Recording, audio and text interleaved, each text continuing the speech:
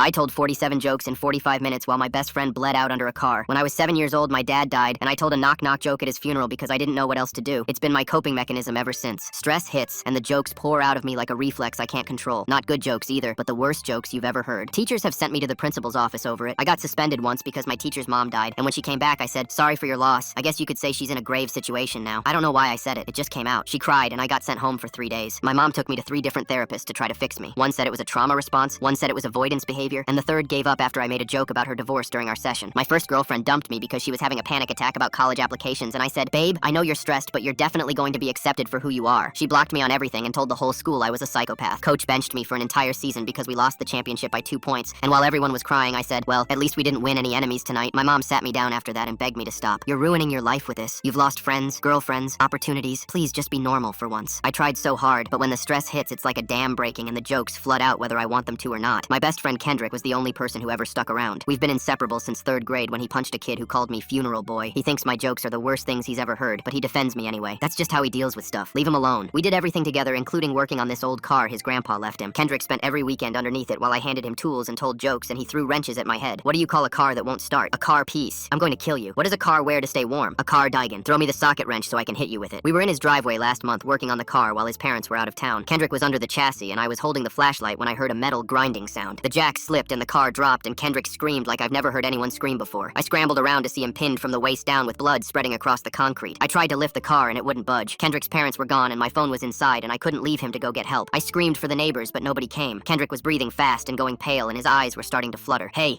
stay awake. Look at me. It hurts so bad. I'm so tired." He was going into shock and I didn't know what to do, and then my mouth opened. "Hey, Kendrick, what do you call a car that falls on you?" His eyes snapped open. "Are you serious right now?" A crushing disappointment. "I'm literally dying and you're telling jokes? What's a car's favorite meal?" "Break fast. I hate you. I hate you more than I've ever hated anyone. Why did the car apply for a job? It wanted to quit being so exhausted. Please stop. I'm begging you." But his eyes were open and he was angry instead of fading, so I kept going. "What do you call a car having an emotional breakdown? A total wreck. I will haunt you. I will die just to haunt you. You can't die. You still owe me $20. He was laughing and crying and screaming at me all at the same time. Every time his eyes started to close, I hit him with another one. "Why did the car see a therapist? Too many breakdowns. What kind of car does a sheep drive? A Lamborghini?" That one wasn't even about the situation. "What do you call a car with no tires? Literally your car right now. I'm going to kill you." 45 minutes of the worst jokes I've ever told, until finally a neighbor pulled into their driveway and saw us. She called 911 and helped me lift the car just enough to slide him out. I rode in the ambulance still telling jokes because I couldn't stop. The doctor came out 3 hours later and told me Kendrick lost a lot of blood. He said if Kendrick had lost consciousness, his blood pressure would have dropped and he would have bled out before help arrived. The only reason he stayed awake was because he was so furious about the jokes. His rage literally kept him alive. Kendrick has a permanent limp now, and a scar that runs from his hip to his knee. The first thing he said when he woke up from surgery was, "If you ever tell me another joke, I'll throw myself under another car." The second thing he said was, "Thank you."